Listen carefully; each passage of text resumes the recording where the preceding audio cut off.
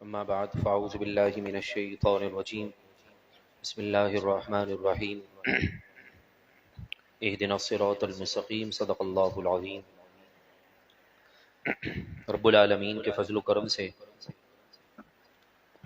آج ہم نے 13ویں پارے کا دوسرا نصف اور 14واں پارہ پونا سماعت کیا۔ تقریباً آج ہم نے 27 رکوع کی تلاوت سماعت کی ہے۔ دعا ہے اللہ تبارک و تعالی تلاوت سننا سنانا سب اپنی بارگاہ میں قبول اور منظور فرمائے۔ مزید پاروں میں ہمیں جذبہ، شوق اور قبولیت کے ساتھ، خیر و عافیت کے ساتھ تلاوت کرنے کا شوق اور جذبہ نصیب فرمائے۔ ابتدائی آیتوں میں رب العالمین نے خوش نصیب لوگوں کی علامات اور ان کی نشانیاں اور ان کو قیامت کے دن ملنے والے انعام کا ذکر فرمایا۔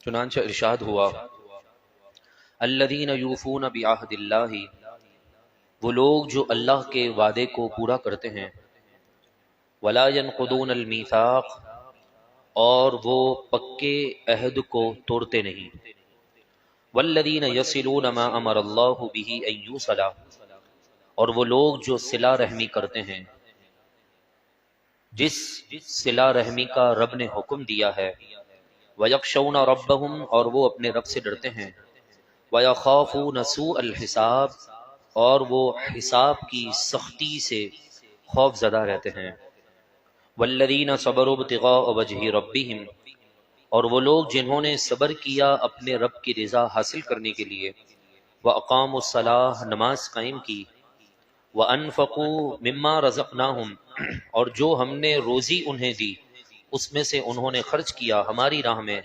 سرًا وعلانیہ، پوشیدہ طور پر اور ظاہری طور پر، وَيَدْرَؤُونَ بِالْحَسَنَةِ السَّيِّئَةَ، اور وہ نیکی کر کے برائی کو دور کرتے ہیں، اولئک لہم عقبی الدار، ان کے لیے آخرت میں بہترین گھر ہے۔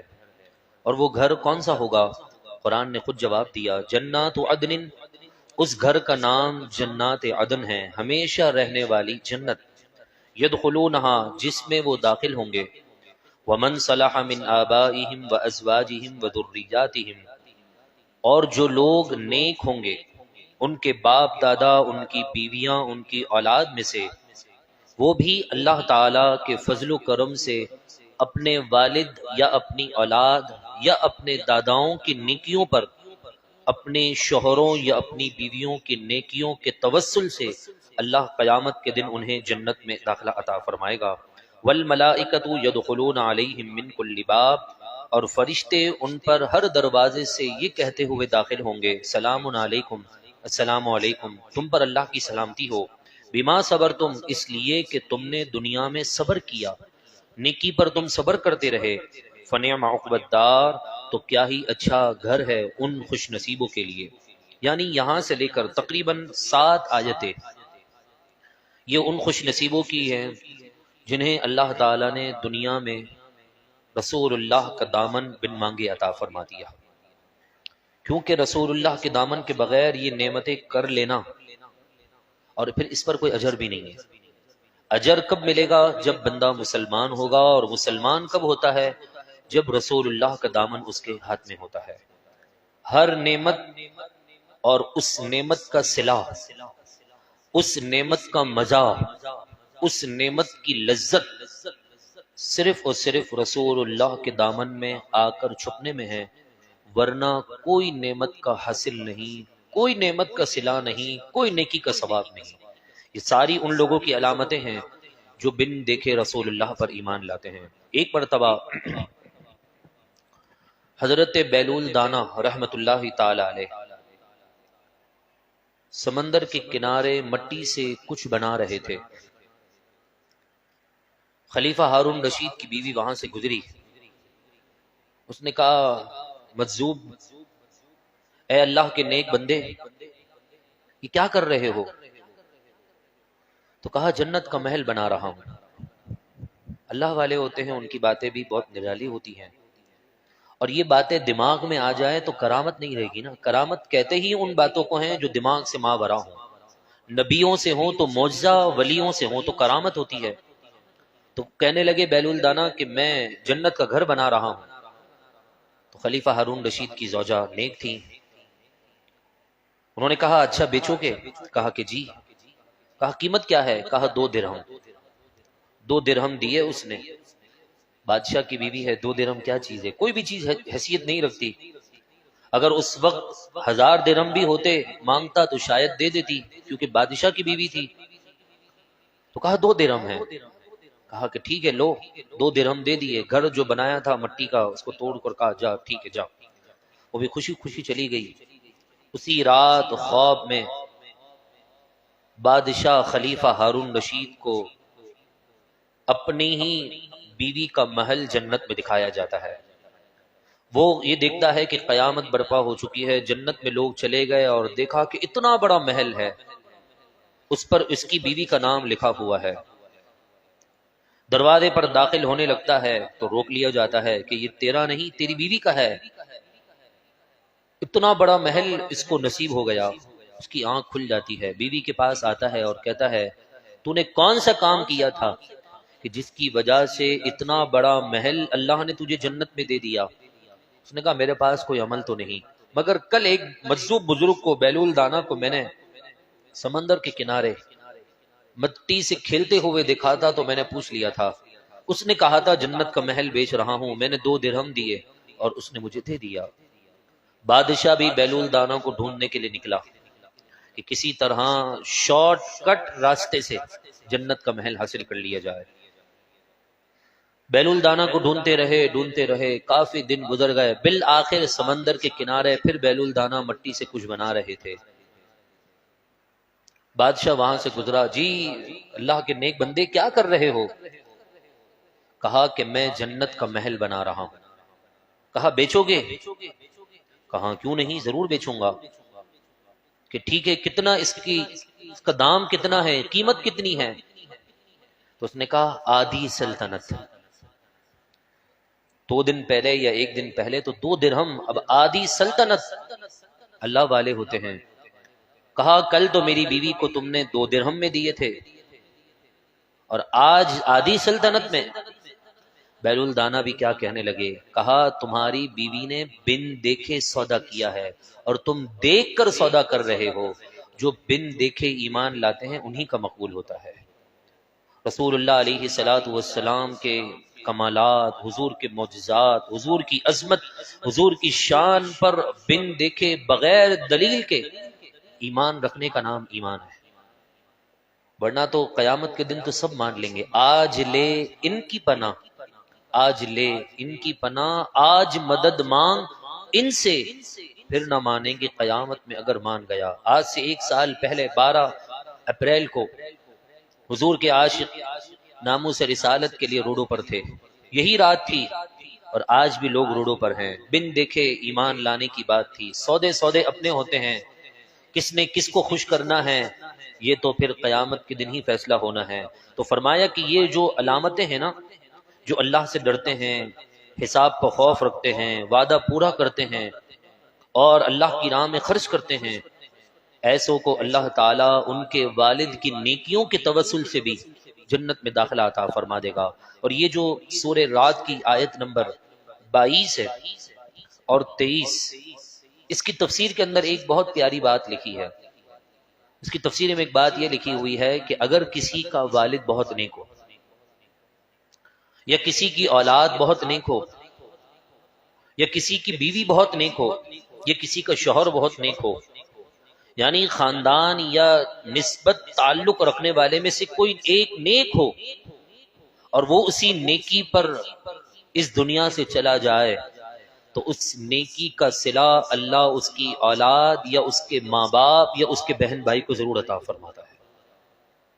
تو یہ تو پھر خوش نصیب ہوتے ہیں جن کے گھروں میں اللہ تعالی قرآن حافظ، علم دین رکھنے والے اور پھر عالم بھی ہوں جن کی اولادیں، تو ان کی تو بات ہی نرالی ہے۔ پھر آگے اللہ تبارک و تعالی نے سورہ ابراہیم کی ابتدائی آیتوں میں حضرت ابراہیم علی نبی جناب علیہ الصلاۃ والسلام کا واقعہ بڑی ہی تفصیل کے ساتھ بیان کیا، اور یہ واقعہ انشاءاللہ العزیز سورہ حج کے اندر بھی ہے، تو انشاءاللہ ہم وہاں سماعت کریں گے۔ مگر ایک بات ہے اس واقعے کے اندر، وہ یہ ہے کہ جب انسان ان آیتوں کو پڑھتا ہے تو پھر یقیناً والدین کی عظمت اور شان اس کے سامنے واضح ہو جاتی ہے۔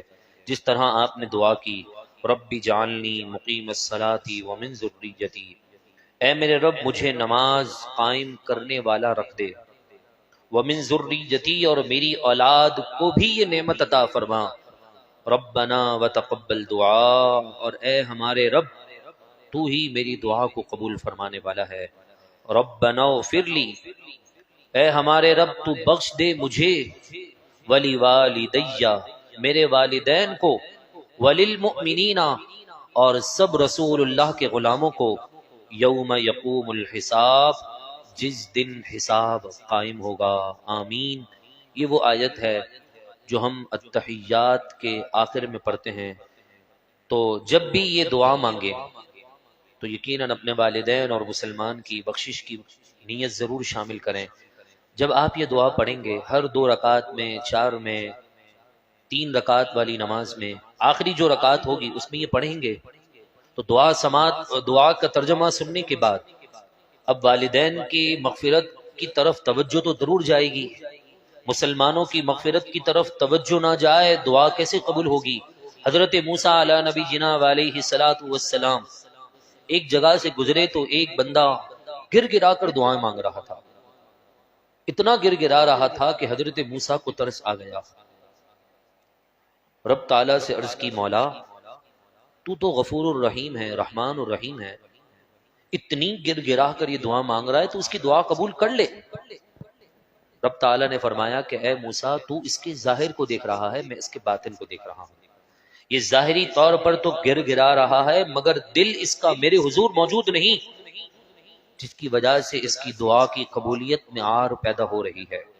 تو جب بھی دعا مانگے دل جمی کے ساتھ مانگے، ایک جملہ مانگے، ایک حرف مانگے، اور وہ دعا کیا ہے؟ ربنا آتنا فی الدنیا حسنہ وفی الآخرۃ حسنہ وقنا عذاب النار، دل سے مانگنی ہے، توجہ کے ساتھ مانگنی ہے۔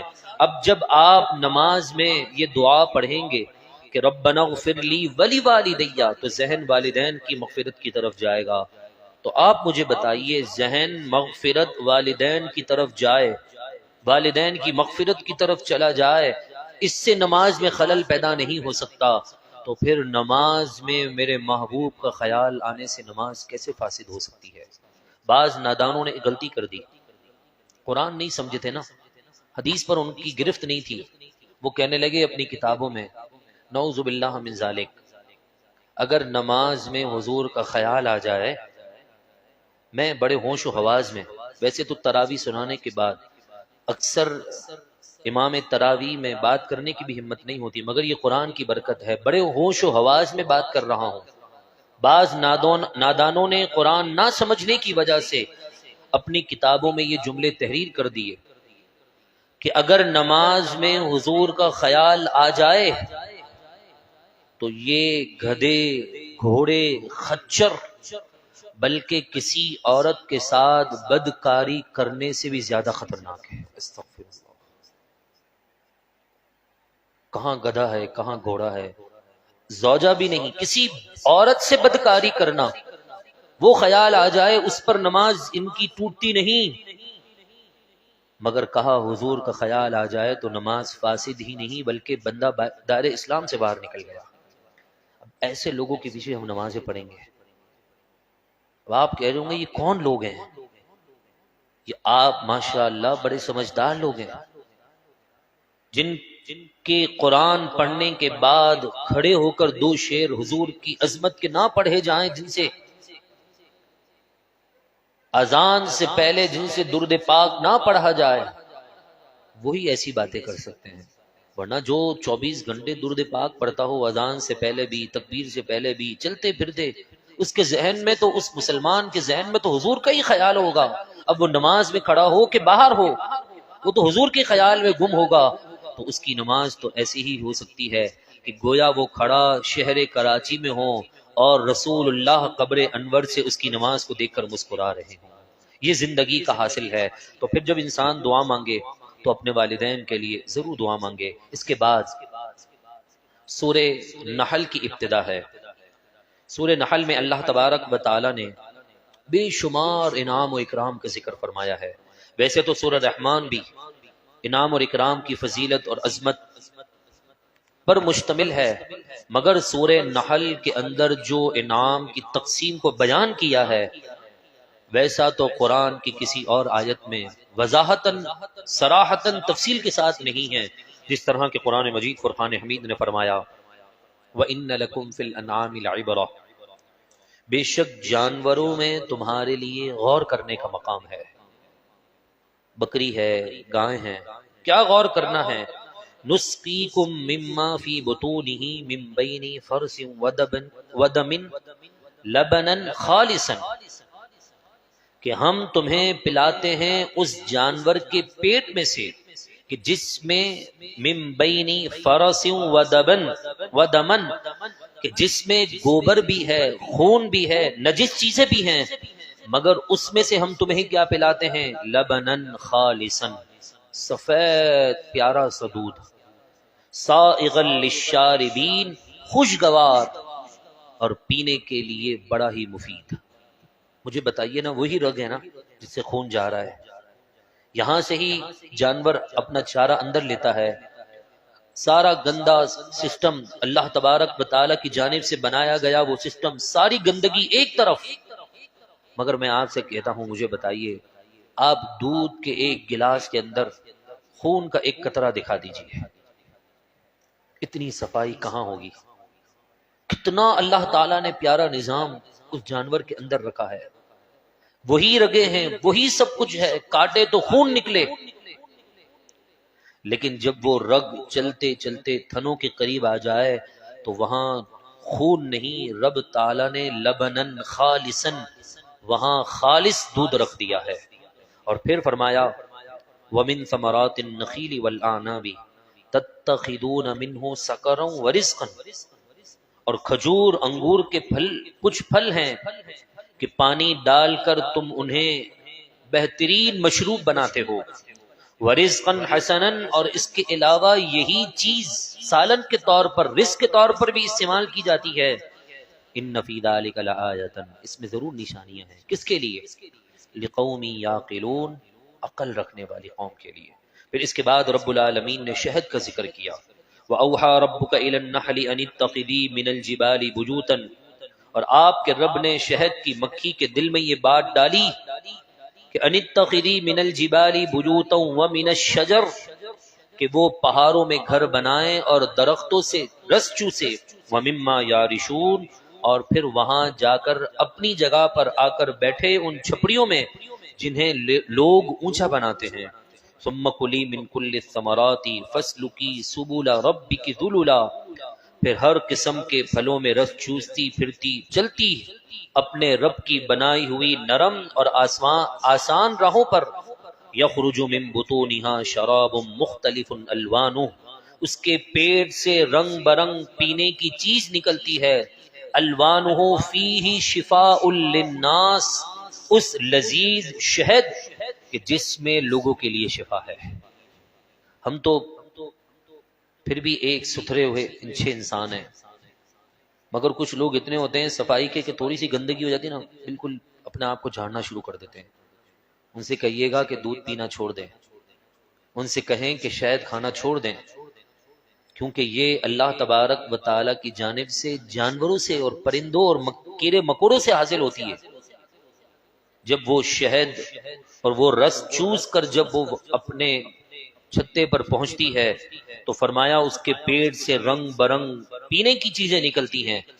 وہ ہے شدید لذیذ شہد کہ شفاء للناس، جس میں لوگوں کے لیے شفا ہے. قرآن مجید فرقان حمید جس میں تقریباً 6666 سے زیادہ آیتیں ہیں، قرآن پاک میں شفا کا ذکر 4 مرتبہ آیا ہے، ایک اس آیت میں اور 3 اور مقامات پر. جس طرح 11ویں پارے کے اندر بھی آیا ہے شفاء لما فی الصدور، 4 مرتبہ قرآن پاک میں لفظ شفا کا ذکر آیا، 3 کا تعلق قرآن سے ہے اور 1 کا تعلق شہد سے ہے۔ یعنی اگر یوں کہا جائے کہ ساری بیماریوں کا حل اللہ نے قرآن میں رکھا ہے، کیونکہ 4 مرتبہ میں سے 3 مرتبہ ذکر شفا کا قرآن کے ساتھ ہے اور پھر 1 مرتبہ شہد یعنی دوا کے ساتھ ہے، تو کہنا بالکل درست ہوگا کہ ہر بیماری کا علاج اللہ نے قرآن میں رکھ دیا ہے۔ اس کے بعد انسان دوائی لے، شہد لے، کوئی اور چیز لے، تبھی تو اللہ والے جب دم کرتے ہیں تو ان کے دم میں کیسا اثر ہوتا ہے۔ ہمارے بزرگان دین سورہ فاتحہ پڑھ کر بھی دم کر دیتے تھے نا تو مٹی سونا بن جاتی تھی، مٹی سونا بن جاتی تھی۔ حضرت جنید بغدادی کے پاس ایک بوڑھی عورت آئی، کہا کہ میری بچی کی شادی ہے، کچھ عطا کر دیں۔ کہا وہ سامنے کنکر پڑے نہ لے آؤ۔ آپ کنکر وہ لے آئی، آپ نے سورہ فاتحہ پڑھی اور دم کیا اور کہا گھر جا کر کھولنا اس کو۔ جیسے ہی اس نے گھر جا کر کھولا، وہ پتھر سونے کے سکے یا سونے کے پتھر بن چکے تھے۔ اس نے بیچا، جسی طرح بھی اپنی بچی کی رخصتی کر دی۔ وہاں پر اور بھی لوگ منظر دیکھ رہے تھے۔ کہا یہ تو مالدار بن جانے کا بہت اچھا نسخہ ہے۔ پورے گھر کے اندر مٹی بھر لی، سورہ فاتحہ پوری رات پڑھتے رہے، دم کرتے رہے، ٹس سے مس نہیں۔ صبح جنید بغدادی کے پاس آ گئے اور کہا کہ حضرت یہ کیا بات ہے، آپ نے تو 1 مرتبہ پڑھ کر دم کیا تھا، بری عورت نے تو وہ چھوٹے چھوٹے کنکر سونے کے بن گئے تھے، میں تو پوری رات جو ہے وہ پڑھتا رہا سورہ فاتحہ، کچھ بھی نہ ہوا۔ کہا جنید جیسی زبان تو پہلے لے آؤ، جنید جیسی زبان تو لے آؤ۔ جب اللہ والے 1 مرتبہ پڑھ دینا اور دم کر دیں، بات ختم ہو جاتی ہے۔ اللہ تبارک و تعالی سے دعا ہے رب العزت ہم سب کو آج رات کی مبارک رات کے صدقے سے رب العالمین قرآن سے حقیقتاً عشق و محبت نصیب فرمائے۔